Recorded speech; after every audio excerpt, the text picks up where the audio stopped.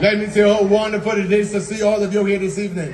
And again, it's a distinct honor and pleasure that the Democratic Labour Party has fielded such a wonderful team of candidates that we are going to be successful in the next general election. And I want all of you to remember this. We have an election to win. The Barbados Labour Party can open their mouth and talk morning to the night. But there has been a dismal failure in Barbados. There is nothing that has worked. Nothing that has worked in this country. And I'm telling you, you have a man in Ralph Thorne. A decent man.